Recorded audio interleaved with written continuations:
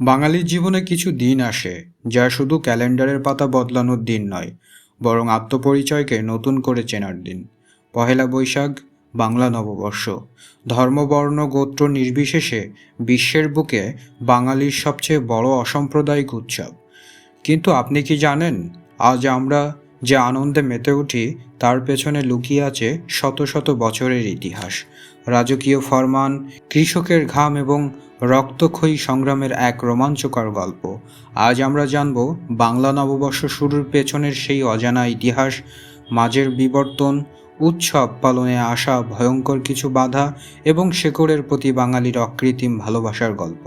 বাংলা নববর্ষ শুরুর ইতিহাস মূলত কৃষকের সাথে ওতপ্রোতভাবে জড়িত। মূলত মোগল আমলে ভারতবর্ষের সব কাজ চলত হিজরি ক্যালেন্ডার অনুযায়ী, কিন্তু হিজরি সন চাঁদের উপর নির্ভরশীল হওয়ায় তার সৌর সনের চেয়ে 11 দিন ছোট হতো। ফলে কৃষকদের ফসল কাটার সময়ের সাথে খাজনা দেওয়ার সময়ের বিশাল ফারাক তৈরি হতো। অসময়ে খাজনা দিতে গিয়ে কৃষকরা চরম বিপাকে পড়তেন। এই সমস্যা সমাধানে এগিয়ে এলেন মহামতি মুঘল সম্রাট আকবর।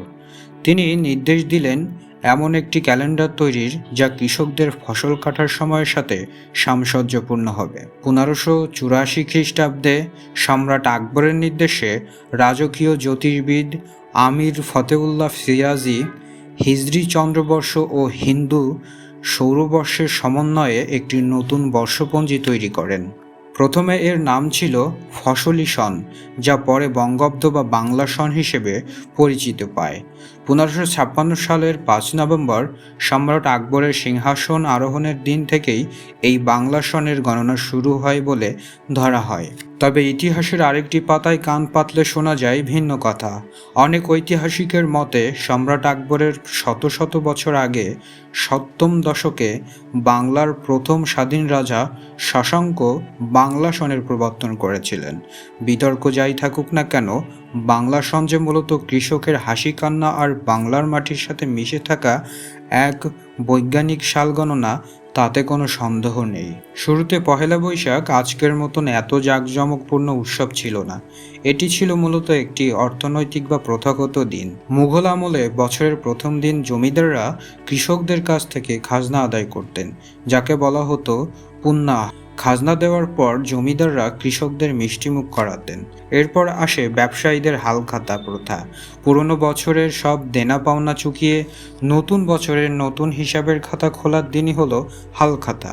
ব্যবসায়ীরা তাদের ক্রেতাদের নিমন্ত্রণ করে মিষ্টি খাওয়াতেন।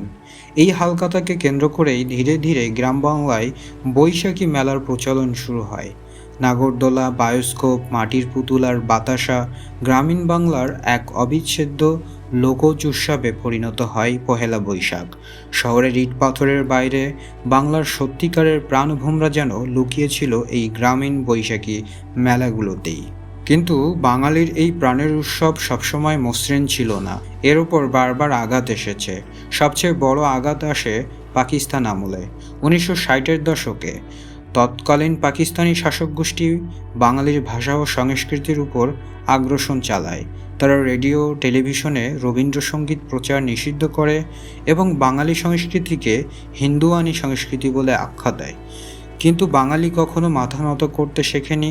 পাকিস্তানি জান্তার এই সংস্কৃতির অগ্রাসনের প্রতিবাদে 1947 সালে ছায়ানট রমনার বটমূলে প্রথমবারের মতো আয়োজন করে পহেলা বৈশাখের বর্ষবরণ অনুষ্ঠান।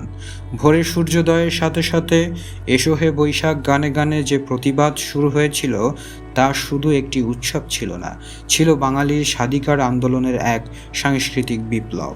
স্বাধীনতার পরও এই উৎসবকে বাধাগ্রস্ত করার চেষ্টা হয়েছে।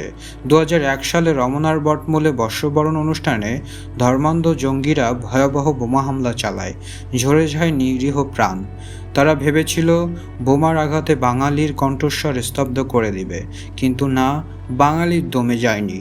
পরের বছর দ্বিগুণ উৎসাহে নির্ভয়ে মানুষ রমনার বটমূলে সমবেত হয়েছিল। প্রমাণ করেছিল সংস্কৃতি আর শেকড়ের প্রতি বাঙালির ভালোবাসা কোনো ভয় দিয়ে আটকে রাখা যায় না। বাঙালির এই অদম্য ভালোবাসার আরেক রূপ হল মঙ্গল শোভাযাত্রা।